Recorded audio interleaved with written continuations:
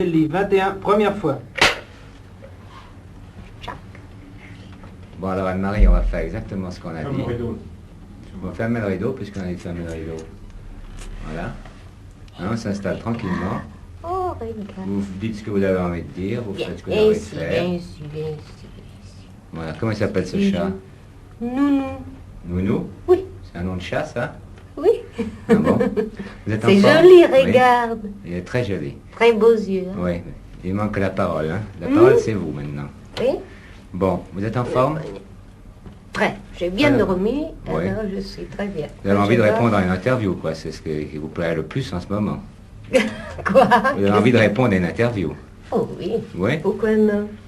Ben, moi, je trouve que c'est un peu embêtant les interviews parce qu'avant, il faut toujours faire de la lumière, il faut mettre des caméras, C'est très il difficile, faut faire hein. des claps. Et alors, au moment où tout le monde, avant, quand on commence, tout le monde est en forme. Et puis au moment où ça va commencer, tout le monde est figé, presque au garde à vous. Puis on attend. Vous sentez cela ou bien pour Non, moi vous je me sens très bien. C'est toujours pareil. Toujours pareil. Oui, c'est idiot parce que j'avais pensé à quelque chose pour commencer qui était pas mal. Vous n'avez pas votre bracelet? Quel bracelet? Vous savez le bracelet où il y a tous les petits claps en or dessus de tous vos films? Non, je l'ai pas. Je l'ai laissé à la maison. Parce que ça aurait été pas mal, parce qu'on aurait montré le bracelet en gros plan, et puis on aurait vu chacun des titres des films, là ça donnait un bon Ce sont début. seulement 3 films. Seulement 3 films? Ouais. Ah, c'est Pas lesquels sont dessus? Hein? Quels sont les Ce films qui sont sur 3 le films que bracelet? j'ai tournés en Italie. Oui, lesquels? Oui. Au Sodome et Gomorra, une autre qui s'appelle Les Mousquetières de la mer, Oui. et une autre, La Moutinamine. Et il n'y a pas Demain il sera trop tard? Non. Pourquoi? Parce Parce que c'était un bracelet que j'achetais maintenant. Ah bon? Parce que, évidemment, pour la plupart des gens, Anna Maria Pierangeli, c'est d'abord Demain il sera trop tard. Alors, je vous aurais posé la question, je vous aurais dit, bon, demain il sera trop tard, c'est quand même la grande aventure de votre vie, alors vous allez me raconter cette aventure, parce que ça fait un petit côté historique là-dedans. Alors, vous seriez retourné vers moi, ben, je l'ai dit maintenant. Alors, parlez-moi de Demain il sera trop tard. Bon. On commence maintenant? Ah, commencez, oui, il faut bien qu'on commence à un moment. Hein. Regardez, mais regarde, pourquoi tu ne veux pas regarder? Il est joli, hein? Dis ciao, ciao. Maintenant, je vais le laisser parce qu'il n'aime pas la lumière, la caméra. Hein? Attends. Bon, alors, demain il sera trop tard. Alors, on commence. L'histoire, c'est trop long, hein? Alors, pour moi, très fantastique. Parce que j'étudiais la peinture et la sculpture. Et un jour, il n'y avait pas les professeurs, ils étaient malades. Alors, on nous a dit, vous pouvez aller à la maison. Comme il y avait à Via Veneto une place où il y a des tableaux de Picasso, excusez-moi, je ne parle pas très bien français, alors il faut que tu m'aides quelquefois. Hein? Alors j'ai dit à un ami à moi, qui s'appelle Maria, j'ai dit, est-ce qu'on peut aller, comme on ne doit pas aller à la maison tout de suite, avoir comment on dit? C'est tableau. Ce tableau. Mais la semaine avant, comme mon père, il est un architecte, il était parce qu'il est mort maintenant, il a construit toutes les plus belles maisons de Rome et il avait acheté dans cette maison qu'il a construite l'appartement en haut, tu sais, très joli. Quand on est architecte, autant se servir convenablement. Il a acheté cet appartement, il a loué à Rina de Liguro. Je ne sais pas si tu la connais. Un acteur. Non, c'est une actrice, Une actrice, de... une actrice. Mais je parle très mal le français, moi aussi. Non, des films muets, tu sais. Elle était une amie de Léonide Mughi. Alors, elle a invité Léonide Mughi avec sa femme à passer des séjours à Paris, tu vois, je suis tout confuse maintenant, à Rome, avec sa fille Katia. Alors, comme quelque chose ne marchait pas dans l'appartement, elle a appelé mon père, il a dit, monsieur architecte, est-ce que vous pouvez venir à voir ce qui passe, parce qu'il y a quelque chose que ça ne marche pas avec l'eau, je ne me rappelle plus. Alors mon père, il a dit, allons-nous, Anne-Marie, tu viens avec moi. Je suis rentrée dans l'appartement que je fais avec mon père, parce que moi j'étudiais, comment on dit, intérieur décoré. La décoration. Oui.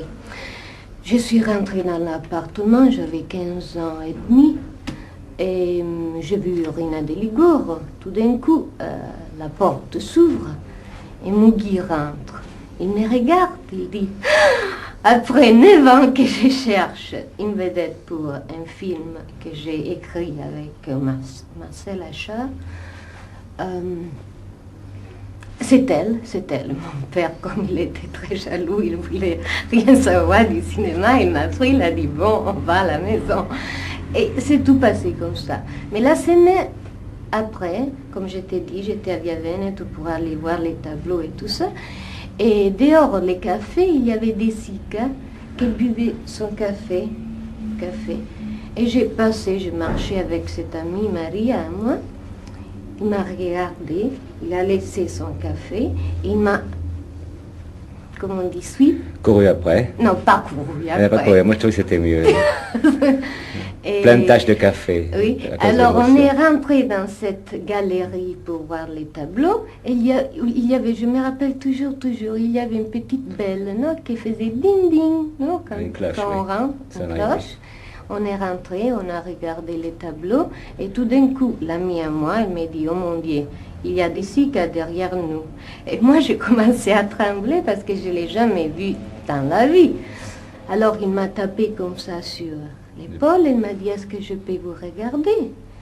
Et moi, je ne pouvais pas, j'étais comme ça, je ne voulais pas le regarder. Il a dit, j'ai un ami à moi, qui est venu de Paris, qui s'appelle Léonide Mugi, et qui cherche une vedette pour son film, et moi, je crois que vous êtes la seule qui peut faire cette rôle. Vous ne pouviez pas y et échapper. C'était très drôle que 2 metteurs en scène, dans une semaine, on a voulu la même, vous savez. C'est depuis ce temps-là, d'ailleurs, que quand on veut trouver de Sica, il faut toujours le chercher dans une galerie de peinture, c'est ça? Non, mais ce qui est étonnant dans votre histoire, c'est que finalement, l'émotion de Léonide Mugi, qui est très compréhensible, il l'a manifesté toute sa vie avec des tas de jeunes personnes qui correspondent un peu à votre physique, mais c'est finalement vous qui l'a pris, parce que vous, c'était vrai. C'était vrai, oui, j'étais... Il était gentil, Mugi? Très, très gentil, et j'ai eu la chance de travailler avec un monsieur qui a de la classe, qui a beaucoup de talent pour moi, qui m'a découvert, et si je suis ici, c'est pour lui.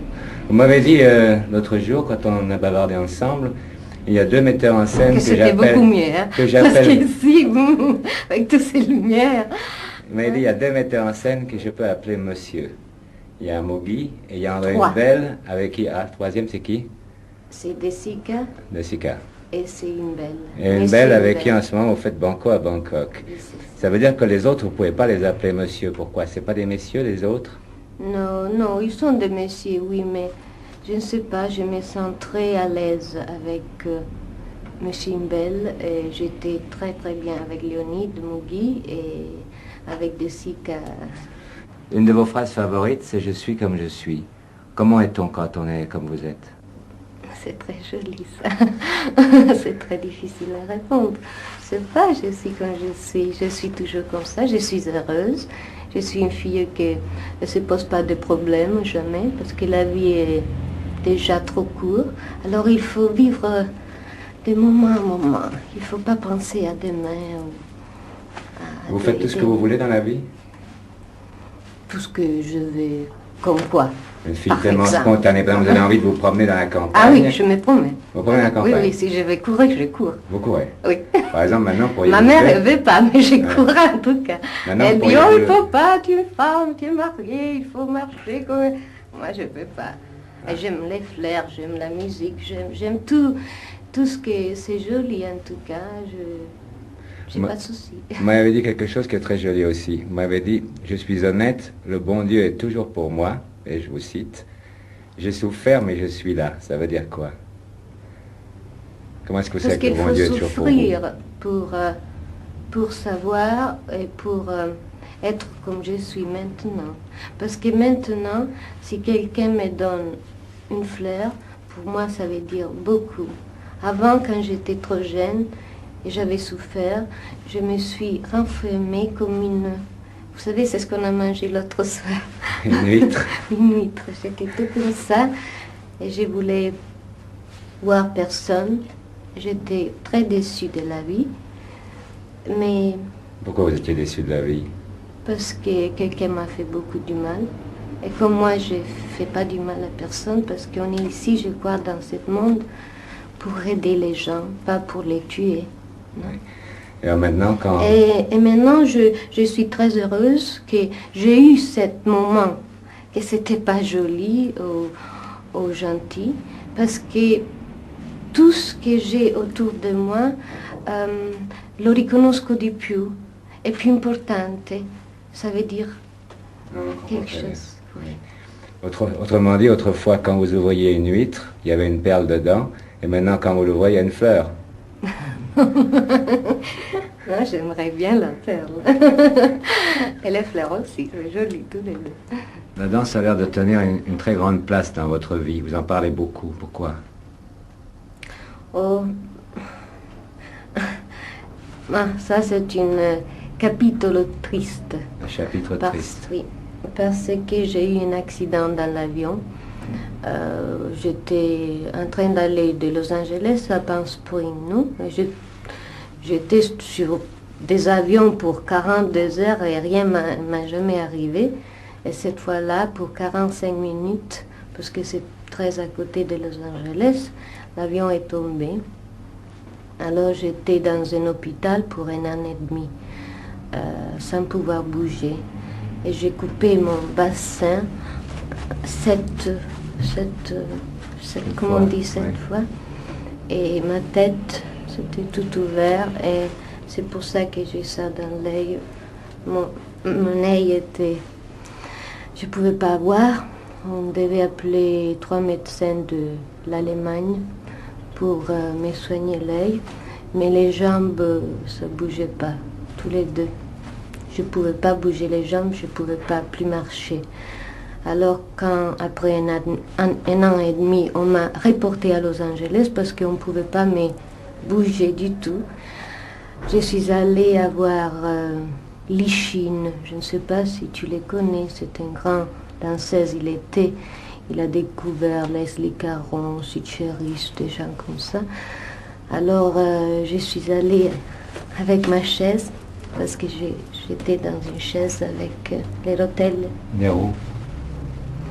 Et j'ai dit, c'est pas possible, il faut que je marche. Et comme j'ai un caractère que quand je veux quelque chose, je suis comme ça, italien, peut-être. Et alors il m'a dit, bon, je vais essayer. Et j'ai commencé avec la barre. Et petit à petit, j'ai commencé à bouger mes pieds.